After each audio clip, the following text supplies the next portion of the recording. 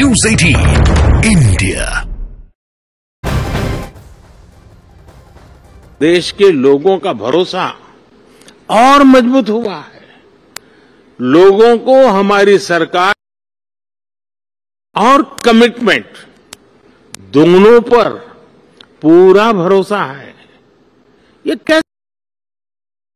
क्योंकि हमने गवर्नेंस में जन भावनाओं को प्राथमिकता दी है। हम देशवासियों की जरूरत के प्रति संवेदनशील है। हमने लोगों की जरूरतों और लोगों के सपनों दोनों को पूरा करना पर ध्यान दिया है। इन 23 वर्षों में सरकार में मेरा सबसे बड़ा सिद्धांत रहा है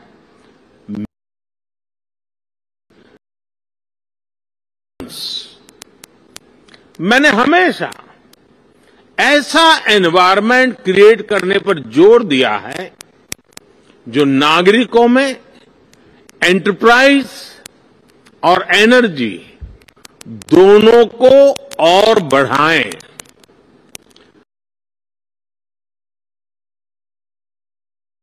अप्रोच के साथ साथ होल ऑफ सोसाइटी अप्रोच को लेकर भी चले हैं। हमने होलिस्टिक अप्रोच पर बल दिया।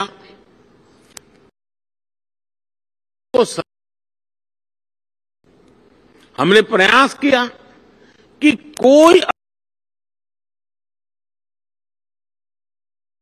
लेकिन समय के साथ देश की जनता उसकी बागडोर खुद संभाल ले। इसी सिद्धांत पर चलते हुए हमने भारत में अनेक बड़े ट्रांसफॉर्मेशन देखे हैं।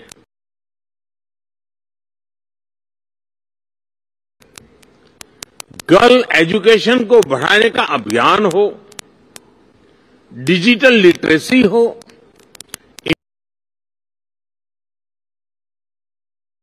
से ही सुनिश्चित हुई है। सोशल और फाइनेंशियल इंक्लूजन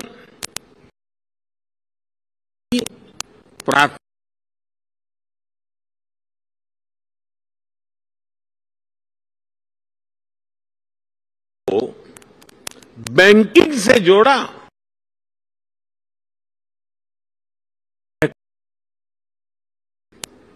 हमने उनको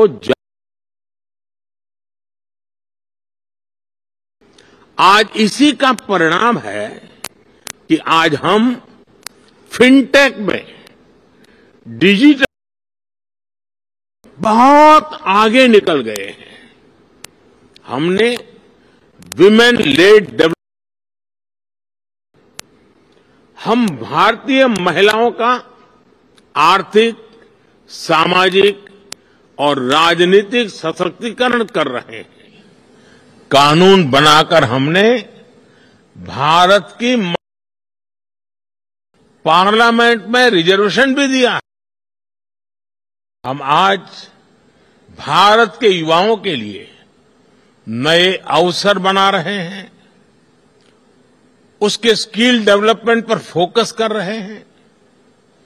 बहुत कम समय में ही भारत दुनिया का तीसरा सब स्टार्टअप इकोसिस्टम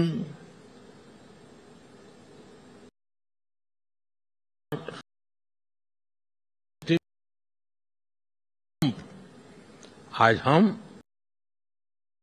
गए हैं। साथियों, सबका साथ, सबका विकास के मंत्र पर चलते हम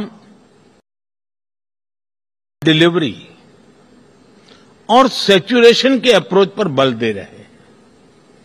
सैचुरेशन की अप्रोच यानी सरकार की योजनाओं के लाभ से छूटे नहीं, सरकार खुद उस तक गवर्नेंस भेदभाव और भ्रष्टाचार दोनों की ही गुंजाइश समाप्त हो जाती है। एक स्टडी के मुताबिक भारत ने पिछले 10 वर्षों में 250 मिलियन लोगों को गरीबी से बाहर निकाला है और उसके पीछे इस मॉडल की बड़ी भूमिका रही है। साथियों, जब सरकारें पारदर्शिता को प्राथमिकता देती हैं, ये भी मिलते हैं और भारत आज भारत के 130 करोड़ से आइडेंटिटी है लोगों की, ये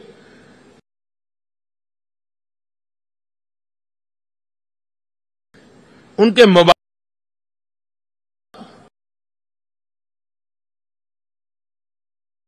की मदद से एक सिस्टम डायरेक्ट बेनिफिट ट्रांसफर हमने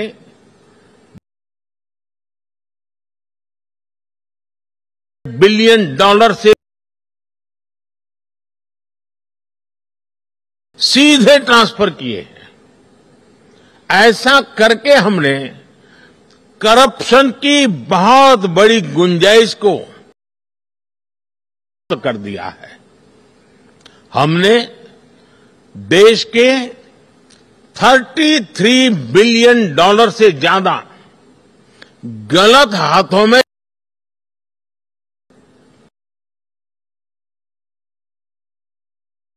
है, तो इससे डील करने के लिए भी भारत की एक अपनी अप्रोच रही है।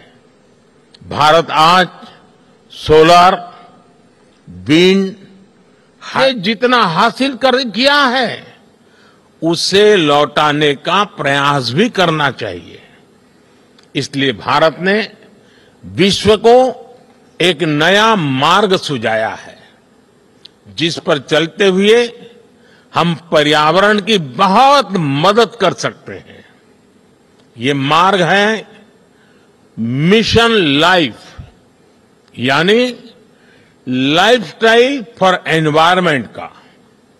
ये मिशन प्रो प्लेनेट पीपल का रास्ता दिखाता है। हम कार्बन क्रेडिट की अप्रोच को भी काफी समय से देख रहे हैं। अब इससे आगे बढ़कर हमें ग्रीन क्रेडिट के बारे में सोचना चाहिए। इसकी चर्चा मैंने यहां दुबई में ही COP28 के दौरान बहुत विस्तार से की थी। साथियों, जब हम फ्यूचर की तरफ देखते हैं, तो हर सरकार के सामने आज अनेक प्रश्न हैं। हम अपनी नेशनल सॉवरेनिटी और इंटरनेशनल सरकार के सामने आज अनेक प्रश्न हैं। हम अपनी नेशनल सॉवरेनिटी और इंटरनेशनल इंटरडिपेंडेंस में बैलेंस कैसे बनाएं? अपने नेशनल इंटरेस्ट के लिए काम करते हुए इंटरनेशनल रूल ऑफ लॉ के प्रति अपनी कमिटमेंट पर कायम कैसे रहे? नेशनल प्रोग्रेस का विस्तार करते हुए हम ग्लोबल गुड के लिए ज्यादा से ज्यादा कंट्रीब्यूट कैसे करें? हम अपने कल्चर और ट्रेडिशन से विजडम लेते हुए भी यूनिवर्सल वैल्यूज को समृद्ध कैसे करें? हम डिजिटल टेक्नोलॉजी का लाभ लेते हुए उसके नकारात्मक उन प्रभावों से समाज को कैसे बचाएं? हम वैश्विक शांति के लिए प्रयास करते हुए आतंकवाद के खिलाफ कैसे मिलकर काम करें? आज जब हम अपने देश को ट्रांसफॉर्म कर रहे हैं, तो क्या ग्लोबल गवर्नेंस इंस्टीट्यूशंस में भी रिफॉर्म नहीं होना चाहिए? ऐसे अनेक सवाल हमारे सामने है। इन सारे सवालों को ध्यान में रखते हुए ही हमें अपनी सरकारों को दिशा देनी है, फ्यूचर प्लानिंग करनी है। हमें मिलकर कोहेसिव, कोऑपरेटिव और कोलैबोरेटिव वर्ल्ड की वैल्यूज को प्रमोट करना होगा। हमें डेवलपिंग वर्ल्ड के कंसर्न्स और ग्लोबल डिसीजन मेकिंग में ग्लोबल साउथ की भागीदारी को प्रमोट करना होगा। हमें ग्लोबल साउथ की आवाज सुननी होगी, उनकी प्राथमिकताओं को सामने लाना होगा। हमें जरूरतमंद देशों के साथ अपने रिसोर्सेस और अपनी कैपेबिलिटीज को शेयर करना होगा। हमें एआई, आर्टिफिशियल इंटेलिजेंस और क्रिप्टो करेंसी, साइबर क्राइम ऐसे पैदा हो रही चुनौतियों के लिए ग्लोबल प्रोटोकॉल बनाने होंगे। हमें अपनी नेशनल सॉवरेनिटी को प्राथमिकता देते हुए इंटरनेशनल लॉ की मर्यादा भी रखनी होगी।